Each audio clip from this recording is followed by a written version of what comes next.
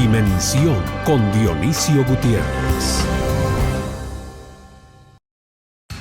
La complicada crisis sociopolítica en Nicaragua, que comenzó en abril y que 3 meses después continúa afectando al pueblo nicaragüense, no parece encontrar un desenlace. Con más de 350 muertos y alrededor de 500 presos políticos, el régimen de Daniel Ortega no tiene la intención de ceder el poder. Esto a pesar de las múltiples manifestaciones multitudinarias que le piden la renuncia, a lo cual Ortega ha respondido en televisión internacional que adelantar las elecciones crearía mayor inestabilidad. En este contexto, la respuesta de la comunidad internacional sigue siendo muy importante. Muchos países de Latinoamérica han pedido que se detenga la represión de las manifestaciones y se encuentre una solución pacífica al problema.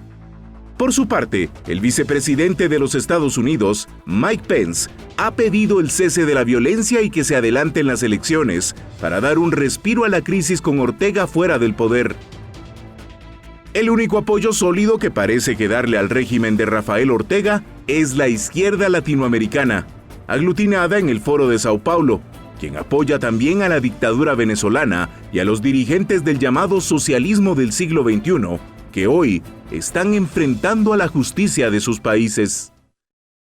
El futuro es incierto para el pueblo nicaragüense y las manifestaciones no han dado señales de detenerse.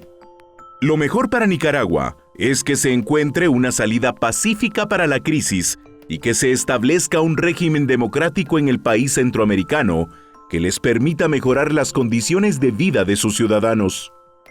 Esta semana en Dimensión analizaremos con un panel de expertos algunas posibles salidas para la crisis en Nicaragua.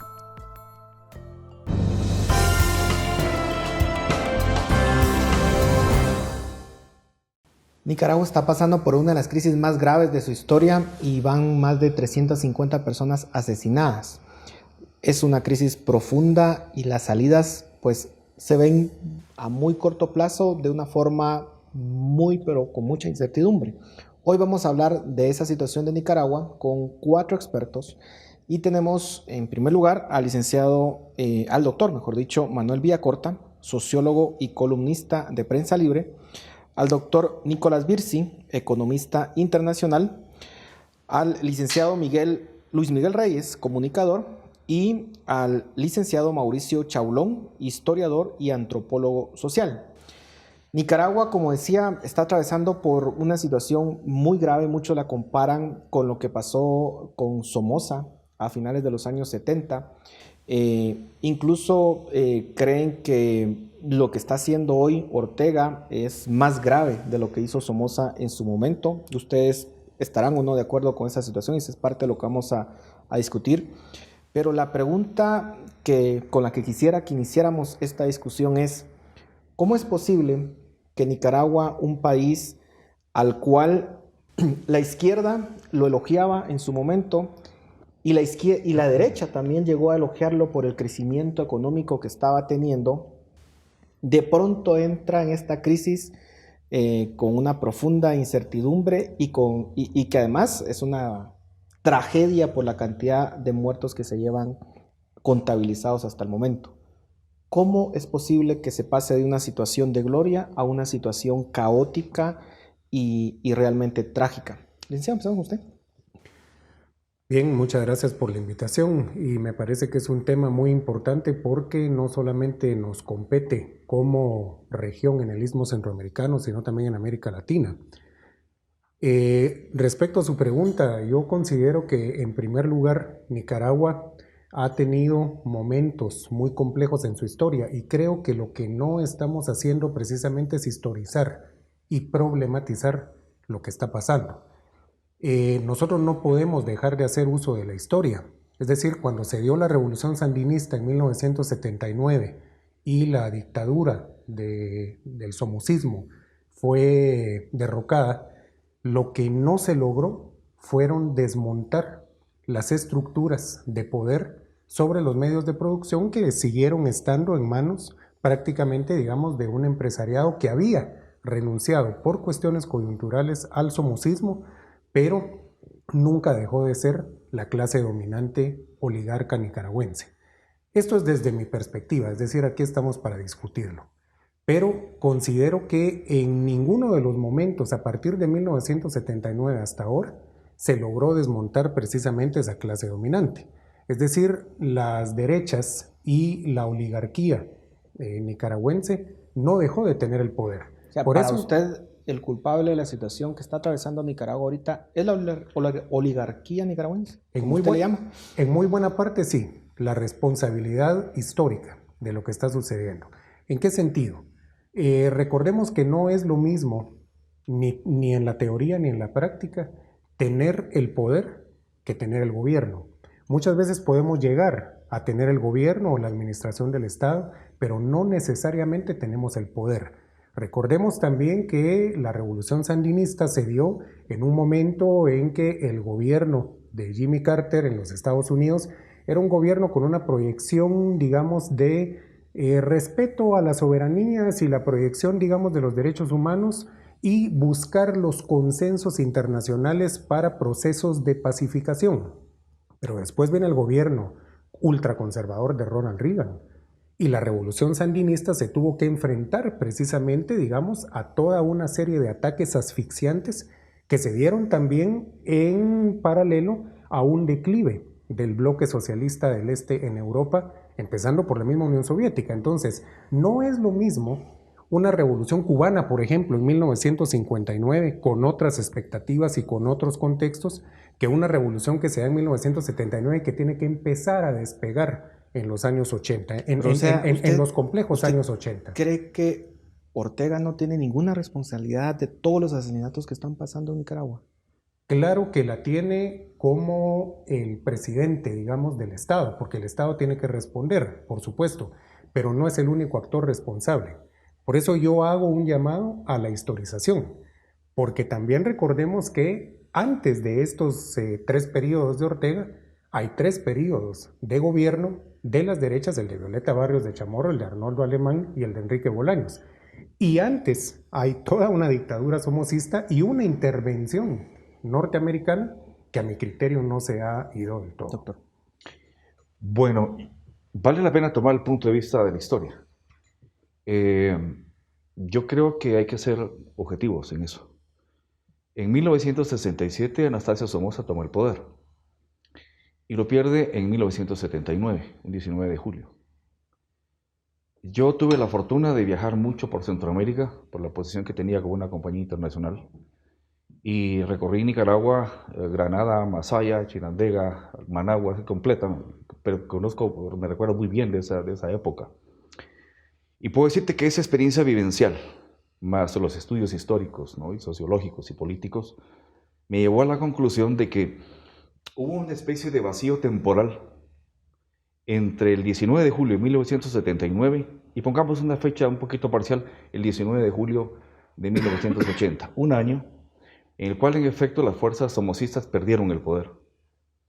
Pero a partir de 1980 en adelante, yo lo pude ver, vi cómo comandantes del Frente Sandinista de Liberación Nacional se volvieron hoteleros, se volvieron inversionistas en los ingenios, en el área del turismo, en las industrias de bebidas y alimentos, por ejemplo, porque lo vi. Yo los veía entrar al Hotel Las Mercedes, por ejemplo, que era su predilecto a la par del aeropuerto, y ahí negociaban. Pero hubo una gran corriente también progresista al interior del movimiento sandinista, comandada por personas que sí se dedicaron al tema de la salud, al tema de la educación, y avanzaron mucho con el proceso revolucionario en favor de la sociedad. Hubo 2 vertientes. Pero la comandancia sandinista, y la historia no miente, se fracturó de inmediato. Hubo algunos comandantes que dijeron, aquí no vamos, y se retiraron del proceso. Yo creo que este evento que está pasando en Nicaragua es paradigmático, es emblemático y revela la tragedia histórica de América Latina. Yo creo que ya no se puede enfocar desde el análisis político tradicional, debe enfocarse incluso desde el ámbito de la psicología política y desde la debilidad institucional. Psicología política, ¿por qué? Mira, yo recuerdo haber leído un libro que me cambió completamente el análisis de la política, fue Anabel Hoss en El Poder del Poder, donde ella plantea que el 90% de los políticos busca la política por patología política. por problemas emocionales, por problemas de poder político. Es un vicio el poder, como la nicotina o la cocaína. Entonces yo creo que el 67 para este año hemos tenido en Nicaragua 2 dictadores, Somoza y Ortega. Porque cuando Ortega pierde el poder, lo retoma en el año 2006 a través de una alianza nada menos con Alemán, que era enemigo. En el 2011 reforman arbitrariamente la Constitución para poder participar de nuevo en una reelección y acepta todo el apoyo venezolano, que es tan dañino como puede ser una interferencia exógena de Estados Unidos, por ejemplo. Luego, en el año 2016, pues ya abiertamente, él lleva a su esposa y a su familia a los negocios y a hacer un pacto entonces precisamente con los grandes empresarios nicaragüenses, y se hizo esa simbiosis de un modelo que se iba a caer solito, como está cayéndose. En términos generales, creo que Nicaragua es un caso de laboratorio, revela la tragedia de la pseudoizquierda, de la pseudo-derecha, porque nunca tuvo Nicaragua un gobierno liberal en el concepto de Hayek, Mises, tampoco tuvo un gobierno social, ni siquiera cristiano, un modelo de desarrollo como los gobiernos europeos, por ejemplo Costa Rica, por ejemplo Uruguay, de tal manera que creo que Nicaragua terminó siendo una aberración política con una debilidad institucional tremenda, y porque esa debilidad institucional está vigente, es que está pasando todo este tipo de arbitrariedades. Doctor. Sí, bueno, en primer lugar, gracias por la invitación. Yo sí le atribuyo 100% de la culpa de lo que está pasando. Daniel Ortega se corrompió en el poder. No creo que esto es un indicador del fracaso del socialismo per se, porque es francamente la corrupción de Daniel Ortega. Se volvió peor de lo que era Somoza en cuanto a su corrupción. Y su deseo de mantenerse en el poder es lo que explica la matanza que se está viendo. Yo no creo que se quedan 350. Creo que Deben ser muchos más. Está infundando terror en la población. Tiene grupos armados paramilitares. Interesante la revisión histórica que nos pasó el licenciado. Yo iría más lejos todavía. Hay que recordar que en los años 30 los infantes de la Marina escribieron su manual de guerra de guerrillas basado en la experiencia de intervención militar buscando a Sandino en Nicaragua. Estados Unidos, Nicaragua es el país donde se acuñó el término que he's a son of a bitch, but he's our son of a bitch, lo que dijo Franklin Roosevelt, nada menos, de Anastasio Somoza, el papá, que era un fiel aliado de Estados Unidos, le iban a perdonar cualquier tipo de travesuras que hacía. Cayó relativamente fácil Somoza, porque su ejército también era corrupto. Y sí es cierto, se tuvo que enfrentar el régimen sandinista de inmediato con el régimen el gobierno de Ronald Reagan, que financió el movimiento en contra de los sandinistas, pero eso fue lo que presionó para que hubiesen elecciones en el 88 que perdió el régimen. Entonces no tenía todo ese respaldo popular que se decía que tenía. De ahí una serie de gobiernos mediocres, fracasados, de derecha y de izquierda en Nicaragua, y regresa Daniel Ortega al poder con todas las maniobras y travesuras que viene haciendo desde 2011 para mantenerse en el poder. Sí, Se nos terminó el tiempo en este segmento, pero la pregunta que les quiero dejar, ¿no tendríamos que aprender en América Latina a llamar a las cosas como son? Dictaduras cuando son dictaduras, asesinos cuando son asesinos, independientemente si son de derecha o izquierda. Les dejo la pregunta. Continuamos con Dimensión.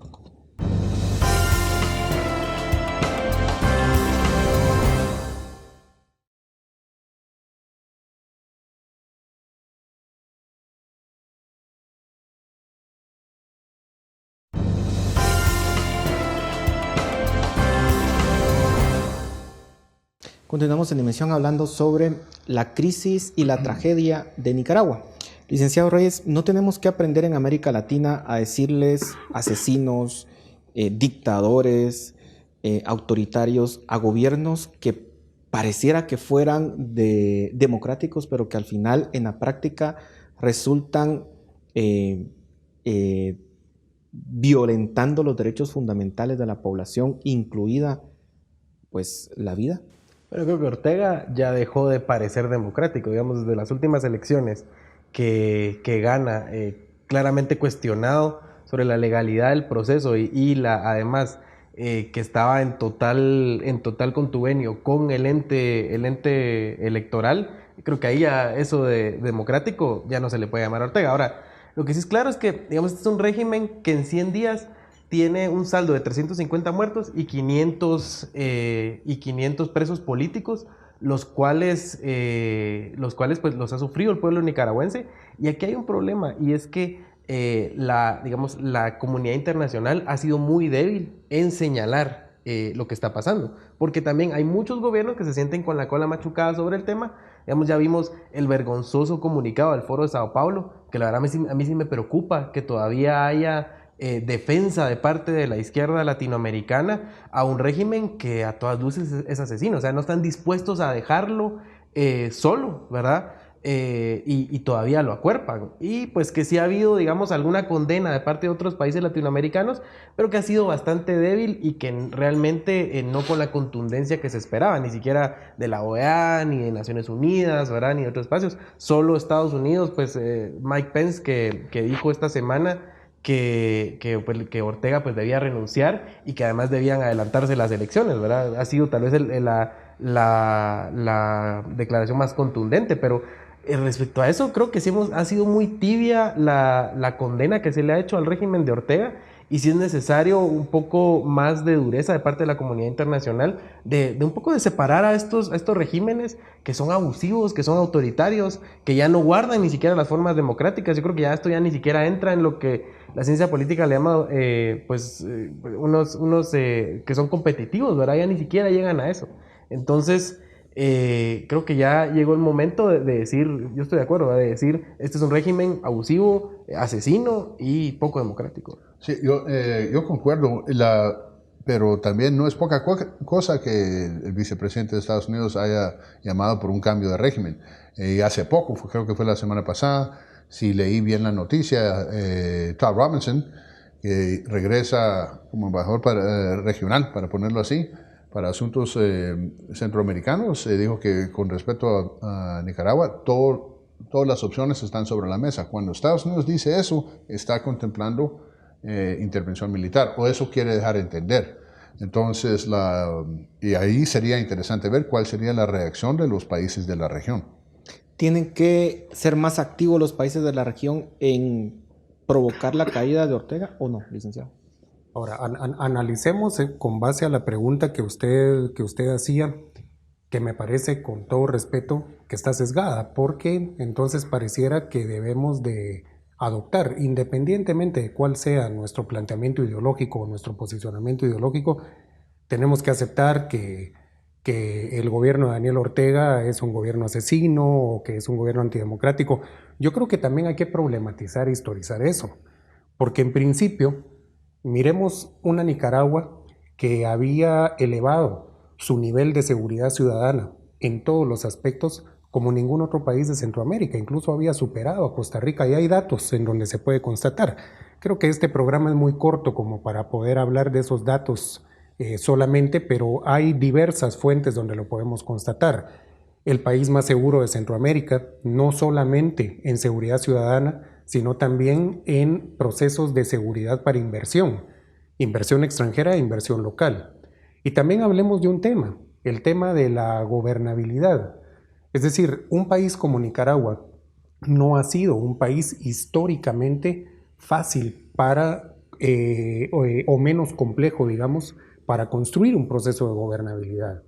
Muchos exsandinistas a los que se refería el doctor Villacorta, que decidieron separarse precisamente, digamos, del dominio de Ortega dentro del Frente Sandinista para la Liberación Nacional, también hicieron pactos con los partidos de derecha, con partidos que tenían incluso un origen somocista, con el empresariado, con la COSEP en Nicaragua. Es decir, vuelvo al punto inicial de mi propuesta problematizadora. No se ha logrado desmontar en Nicaragua la tenencia, la propiedad de los medios de producción, que a las cosas, como usted bien dijo, hay que llamarlas por su nombre. La propiedad sobre los medios de producción que sigue estando en una clase que sigue siendo oligarca. Es decir, Nicaragua no dio ni un salto tampoco a un socialismo de construcción plenamente democrática sobre bases populares, aunque sí las existen, digamos, ¿no? Aunque sí están dentro de la concepción, podríamos decir, más básica y fundamental del sandinismo, pero tampoco dio un salto a hacer un modelo por un desarrollo económico burgués, por ejemplo. Y solo para terminar con esto, porque si vamos a llamar a las cosas por su nombre, ¿qué está pasando, digamos, en países como, por ejemplo, Colombia, donde se están asesinando a líderes sociales con grupos paramilitares que se ha comprobado que han tenido vínculos con el Estado, por ejemplo, con el gobierno de Uribe, y no quiero yo, no es mi intención desviar el tema, o lo que está sucediendo, por ejemplo, en el Perú, o lo que sucede, por ejemplo, digamos, en la Argentina, o lo que sucede aquí en Guatemala. Las condenas se empiezan a diferenciar, y si bien es cierto de que el gobierno de Ortega, antes de esta crisis, era visto, digamos, como un gobierno que aparentemente, digamos, no tenía ningún problema, era porque Nicaragua sí estaba en un proceso de desarrollo como nunca antes se había visto también en su historia. Pero, licenciado, es que yo creo que usted ha tocado el punto medular de esto. Es que tanto la derecha como la izquierda tienen que llamar las cosas como son. Y si en Colombia se están asesinando, hay que decirlo tal y cual fue. Y que la OEA lo haga también. Por supuesto. Pero no lo hace. Pero entonces, porque no lo hace, no vamos a justificar al otro tampoco. Por supuesto. Digamos, aquí lo que tenemos que aprender es a decir que Pinochet fue un dictador y que violó los derechos humanos, tal y como lo está haciendo Ortega hoy en día. Es que el gran problema, creo yo, es de que lo que estamos haciendo es que si simpatizo con la ideología de esta persona, le justifico cualquier cosa. Y hablo de los logros que pudo haber tenido, como Pinochet tuvo sus logros en su momento, pero eso no quita que sea un dictador y que haya violentado los derechos humanos. Yo creo que si no abogamos por la verdadera defensa de los derechos individuales, creo que no vamos a ninguna parte. Es que creo que aquí lo que pasa es que hay que defender ciertos valores que digamos que sobrepasan el tema ideológico. Por ejemplo, la democracia, ¿verdad? O la vida, en el caso de Nicaragua y otros regímenes que han sido violentos.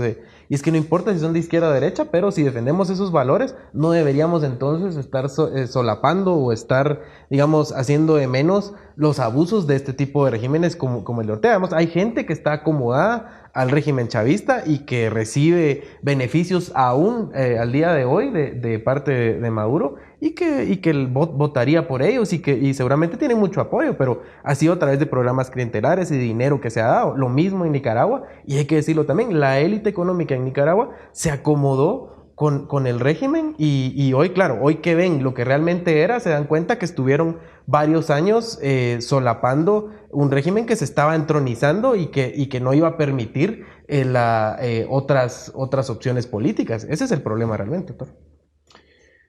Yo sí creo que tenemos que llamar las cosas como son.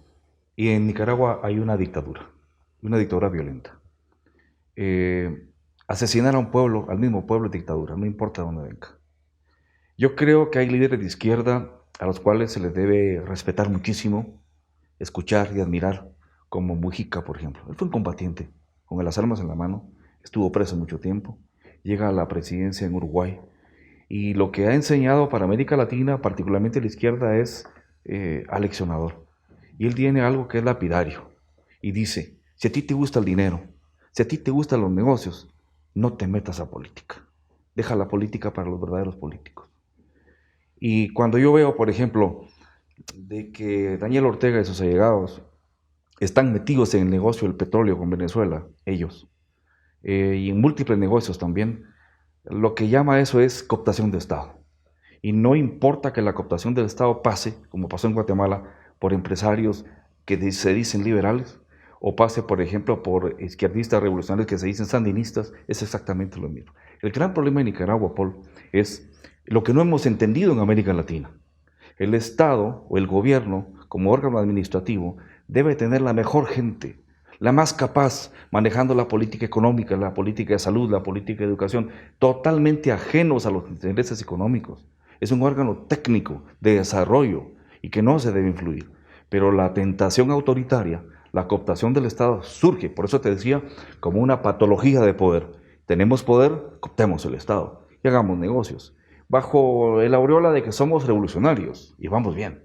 Bajo la aureola de que somos neoliberales, y vamos bien. Esto, creo yo, revela la tragedia, como te repito, de América Latina. Debemos entender que debe haber una armonía entre inversiones, en donde se pague impuestos, se pague salarios justos y se renuncie a la cooperación del Estado, y una armonía entre un gobierno de técnicos, una tecnocracia bien cimentada, bien experimentada, valiente, que pueda sacar nuestros países. Cuando tú ves, por ejemplo, que existe una cooptación del Estado, independiente del matiz político que tenga, lo que estamos viendo es la destrucción automática del país a mediano o largo plazo, y es lo que pasó en Nicaragua. Entonces, hay que llamar las cosas como son. Ya no existe la revolución sandinista, eso es mentira. Ahí lo que existe es una alianza condenable entre alguien que está usurpando la teoría revolucionaria latinoamericana y que evidentemente está logrando apoyos políticos regionales que, como tú planteabas, yo creo que el Foro de Sao Paulo en este caso sí debió haber distanciado de un gobierno que ha recurrido a la violencia, porque, parto con esto, termino. No defiendo a los Estados Unidos. Creo que se debe mantener una relación de independencia frente a Estados Unidos, cualquier parte del mundo. Pero se dice, por ejemplo, que Estados Unidos es el responsable de lo que está pasando en Nicaragua. No es cierto. El nivel de inquietud, de malestar social en Nicaragua es inmenso. Si tú vas y hablas con las personas, están muy inquietos. En segundo lugar, si tú lo ves desde la perspectiva económica, la balanza comercial de Nicaragua tiene como principal socio comercial a Estados Unidos, a México, a Honduras, exportando textiles, alambre, café. Es decir, no es porque Nicaragua, como se cree, está haciendo negocios con Irán o con China o Rusia, no, son mínimos. Sigue siendo un socio comercial de los Estados Unidos. No es que a Estados Unidos le interese votar ese gobierno por eso. Por lo tanto, yo creo que las cosas ya tenemos que llamarlas por su nombre si realmente queremos encontrar soluciones definitivas en favor de los pueblos, que es lo más importante. Se nos terminó el tiempo en este segmento. Continuamos en emisión. Ya volvemos.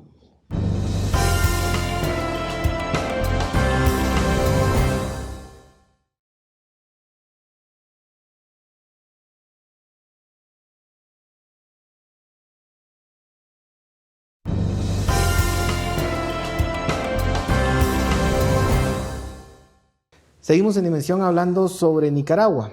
Licenciado Chaulón, usted quería hablar y debatir algunos argumentos. Sí, gracias. Yo difiero en este último punto con el doctor Villacorta. En Estados Unidos creo que no solamente es un actor, sino que yo creo que también es sumamente responsable de lo que está pasando. ¿Por qué razón?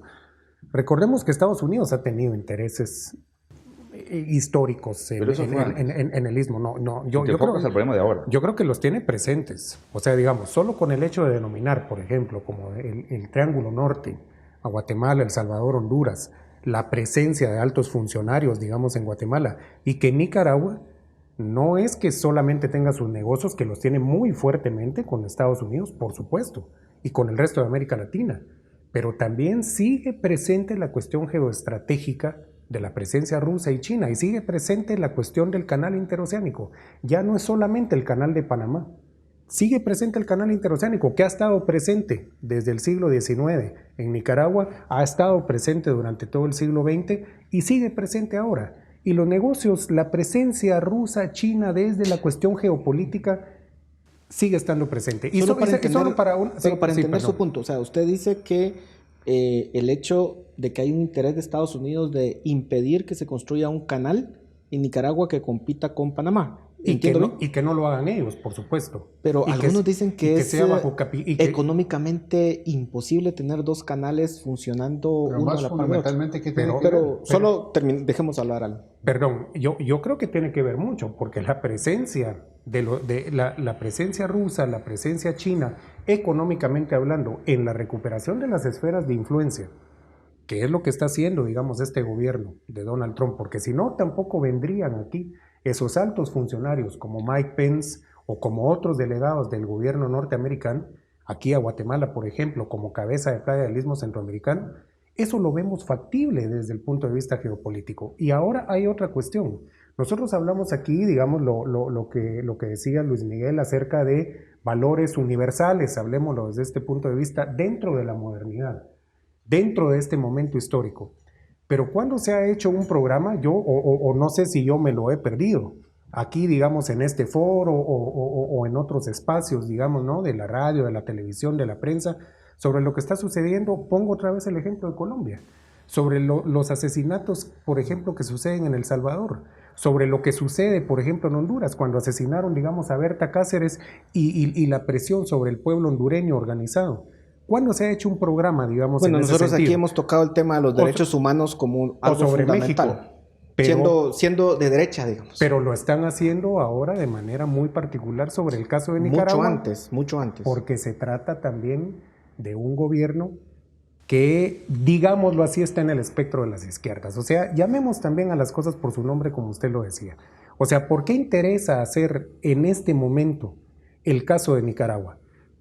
Y si seguimos problematizando, ¿qué sucede, digamos, con la figura de Daniel Ortega? Yo no estoy defendiendo per se a Daniel Ortega, ni estoy defendiendo per se a su gobierno, pero estoy tratando de problematizar un problema político, valga la redundancia, que desde la historia lo estamos viendo muy corto. ¿Quiénes han hecho los pactos con las derechas en Nicaragua? ¿Ha sido solo Daniel Ortega? No. El primer gobierno plenamente sandinista después de la Junta de Reconstrucción Nacional, que fue a partir de 1985, era un gobierno donde estaba integrado, por ejemplo, personalidades como Sergio Ramírez, que hoy es crítico a Daniel Ortega, Ernesto Cardenal, Fernando Cardenal y otros. Este gobierno tuvo que pactar con las derechas en Nicaragua. De lo contrario, no hubiese podido haber posibilidad de gobernabilidad. E insisto nuevamente, ese gobierno sandinista no pudo desarrollarse a plenitud. Y difiero también con el doctor Birsi en el sentido de que pareciera que toda la gente en Nicaragua está en contra. Hay que hacer un proceso de antropología política. ¿Cuántas personas siendo sandinistas no prefirieron votar por Violeta Barrios de Chamorro en las elecciones de 1989 para que se acabara la presión y una posible guerra civil nuevamente en Nicaragua que estaba instalado con la contra? Y otra cuestión, solo para terminar, preguntémonos también, ¿quién está financiando a estos grupos de estudiantes o de personas que aparentemente representan a todo el pueblo cuando están yendo a reunirse con lo más granado del conservadurismo en el Senado norteamericano, como por ejemplo Ileana Ros-Lehtinen o Marco Rubio? ¿Por qué no nos preguntamos eso, doctor? Sí, si vamos a llamar las cosas como son, llamémoslas como son. La culpa de lo que está sucediendo en Nicaragua, la matanza, la tiene Daniel Ortega. No sé por qué sorprende la declaración del Foro de Sao Paulo. Si bien es cierto que Pinochet fue dictador, que Somoza fue dictador, también es cierto que los movimientos guerrilleros insurgentes no eran movimientos... Aspiraban a una dictadura. Sí, no eran movimientos democráticos, no representaban los pueblos. Y eso lo vemos hoy cuando llegan al poder, ¿qué es lo que quieren hacer? Perpetuarse en el poder y mantenerse en el poder por medio de la violencia. Y eso está clarísimo, ¿sí? Y esa ha sido la tendencia, es culpar al empresariado o a Estados Unidos por lo que está pasando en Nicaragua, es como culpar a Estados Unidos por la inflación en Venezuela. Eso no tiene ningún sentido, esto es predecible, recae en la conducta propia del régimen de Ortega, que yo no lo miro como un régimen socialista per se, sino es corrupción, es corrupción, es mercantilismo, porque sí ha pactado con quien sea. Y sí, y es cierto lo que tú decías, mucha de la inversión se iba a Nicaragua en estos últimos años porque tienen salarios bajos, no han tenido la conflictividad hasta ahorita que se tiene en Guatemala, entonces muchos empresarios se van para allá, yo lo he visto en las diferentes cámaras internacionales. Pero todo eso ya cambió. ¿Sí? No hay nada más miedoso que un dólar, ¿sí? Es el primer signo de conflictividad, se va la inversión del país. Es triste lo que está pasando en Nicaragua. Yo no creo que el movimiento de los jóvenes que están en contra del régimen, yo de hecho me atrevería a decir que son jóvenes de izquierda, no de derecha, que están manifestando en contra del régimen. No hace falta ver qué es lo que están sufriendo ahí. Y por supuesto, no es todo el pueblo que está en contra de Ortega, porque todo régimen tiene su base popular, igual en Venezuela. Cuando uno ve que la situación se está agravando como se está agravando, ¿No sería lo más lógico que Ortega diera un paso atrás y que pudiera dejar que esta crisis política, perdón, se solucionara? Pero como nos comimos bastante tiempo, los 2 segmentos anteriores, se nos terminó el tiempo en este segmento. Disculpas con ustedes dos, empezamos en el próximo segmento con ustedes. Ya volvemos.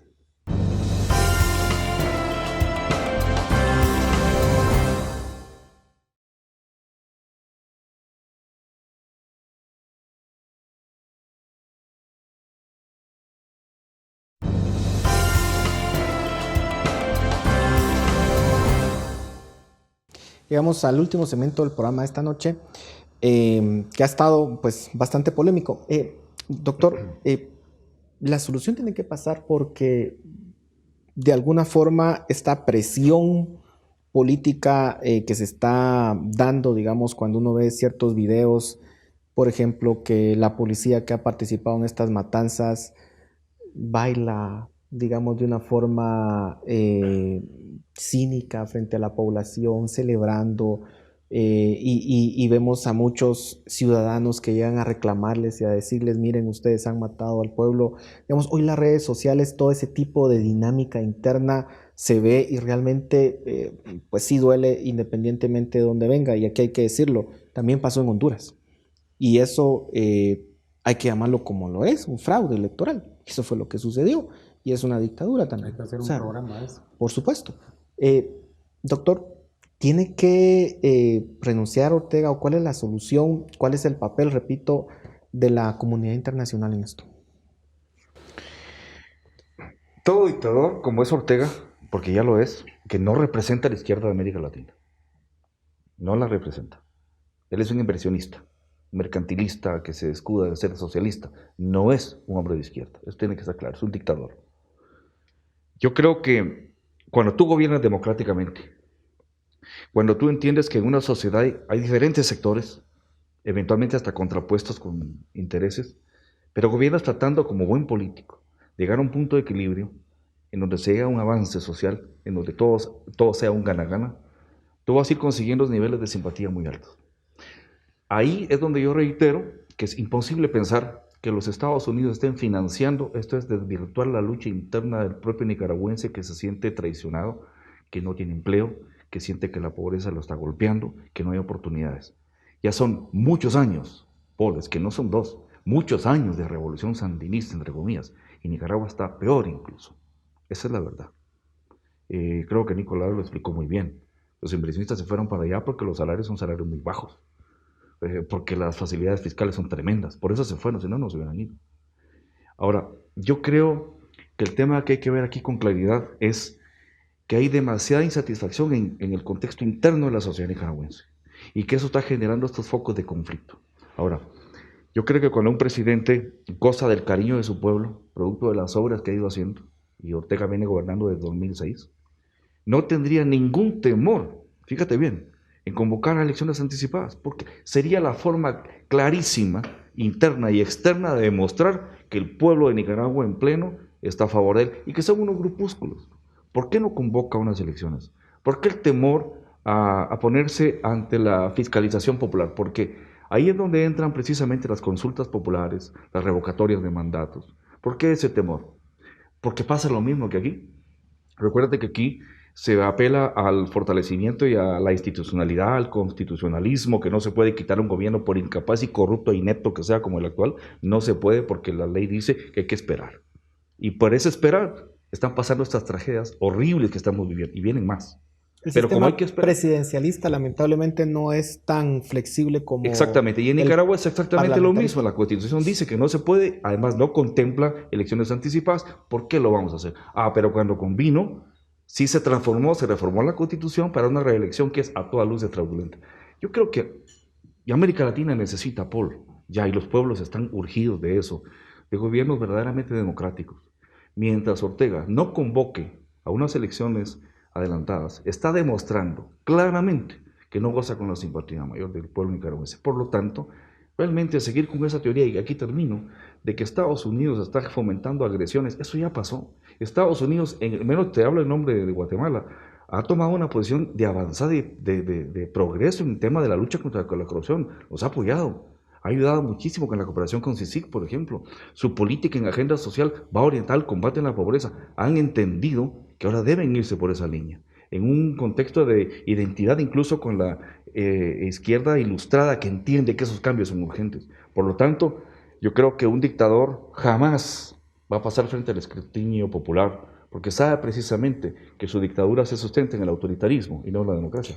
Licenciado Reyes, podría verse que Nicaragua termine siendo como Venezuela, con un país en donde, a pesar de que se hacen manifestaciones multitudinarias y que la gente está insatisfecha, de todas formas continúan en el poder.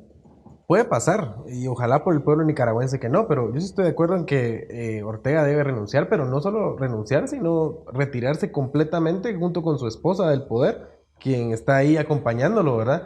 Y luego el sandinismo también tiene que reconfigurarse y ver si puede reconfigurarse para ver si esta oposición que hay dentro del mismo partido, que es cierto, ¿verdad?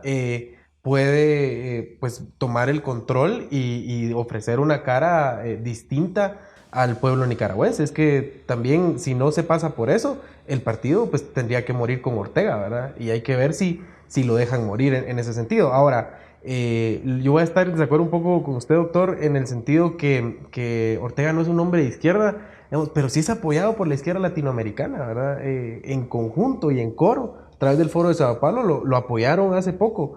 Entonces, en ese sentido, también hay que preguntarse un poco si estas posiciones, si tenemos que aceptar que estas personas, pues sí son de determinada ideología, pero simplemente no son democráticos, ¿verdad? Perdón, una situación breve.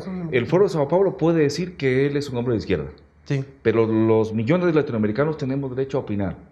Yo sí. te puedo decir que no es un hombre de izquierda. Ese es mi concepto. Yo un poco, digamos, claro, digamos, el punto es cómo se comporta y cómo se ha comportado a lo largo, pero bueno, él sí dice serlo, ¿verdad? Entonces un poco la cosa de llamar las cosas por su nombre, es decir, bueno, este es un hombre de izquierda que simplemente no es democrático, no ¿verdad? Es de izquierda. Es de izquierda. Yo creo que, bueno, si bien es cierto que los millones de latinoamericanos que se identifican como izquierda no aprueban a Daniel Ortega, los líderes políticos de latinoamericanos sí. Hay que recordar, sí, la falta de madurez política en la región. Se organiza la CELAC para competir con la OEA y ¿a quién ponen su segundo presidente? Raúl Castro. ¿Sí? Entonces ya eso te dice todo lo que necesitas saber. Parte de una dictadura de más de 40 años. Sí, entonces y hay gente que argumenta desde la izquierda que en Cuba hay elecciones. Sí, entonces, perdón, esa es y esto de perpetuarse en el poder viene de la derecha y de la izquierda en todos lados. Uribe lo trató de hacer en Colombia, pero yo también, yo estoy de acuerdo con el licenciado de que Estados Unidos sí hay intereses en la región. Estados Unidos apuesta por la estabilidad. ¿Sí? Yo no me compro el mito de que Estados Unidos está 100% comprometido con la lucha contra la corrupción cuando avala un fraude en Honduras. ¿Sí? Lo que quiere Estados Unidos es estabilidad. Y si para lograr eso hay que emprender una lucha contra la corrupción, entonces está bien. Estuvieron tranquilos con Ortega mucho tiempo también. Sí, exacto. Entonces, pero activamente le dieron el apoyo al presidente en Honduras, reconociendo lo que ni siquiera tenía derecho de correr por reelección. Entonces, ahí la presencia de esos intereses es lo que hace posible, viable, que se contemple que Estados Unidos, si esta cosa se pone peor en Nicaragua, y todo apunta a que se va a poner peor, que puede haber una intervención militar. ¿A dónde se va a ir Ortega? ¿Dónde se puede ir? Ya no le quedan muchas opciones. Estamos por terminar, licenciado. Sí, terminamos con usted. Solamente para dar una idea desde mi propia perspectiva de conclusión, no del programa. Solo hay que diferenciar una cuestión. Los procesos democráticos no tienen por qué ser iguales en todos los estados, en todos los países, en todas las sociedades.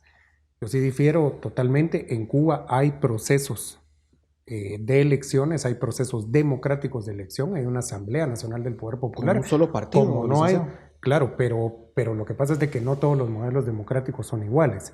Y por eso hay que hacer un proceso de antropología política muy profundo para poderlos estudiar, porque nos quedamos solo con un determinado modelo. Y lo otro, en el caso de Nicaragua, creo que tenemos que seguir problematizando qué es lo que realmente dice la gente.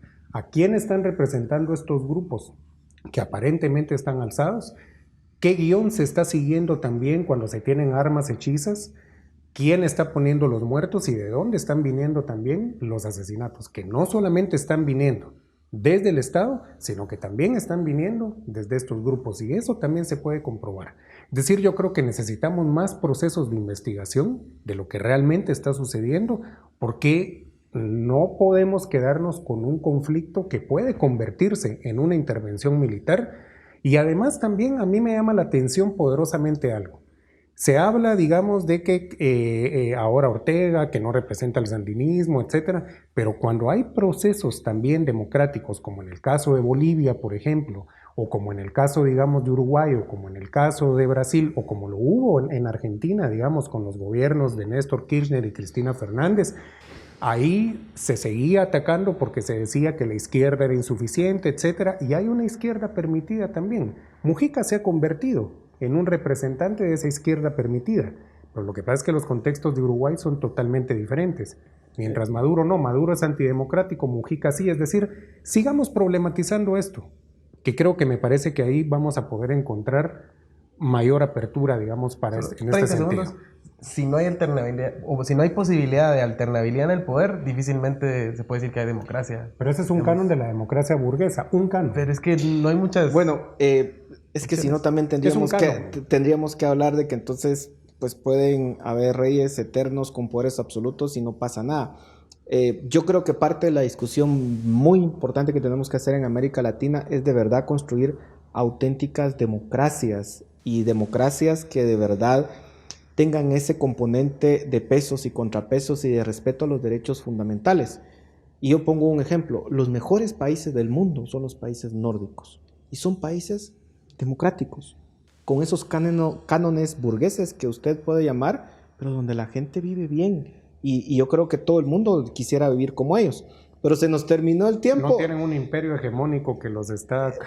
No tenían a Rusia, ¿verdad? De todas formas, se nos terminó el tiempo. Ojalá que el pueblo nicaragüense pueda solventar esta situación y que no continúe la cantidad de muertos que están sucediendo, heridos, presos políticos, porque yo creo que nadie, independientemente de su ideología, quiere que suceda eso en cualquier país o en ningún país del mundo. Así que muchas gracias por sus aportes. Gracias a ustedes por su atención. Nos vemos el próximo domingo.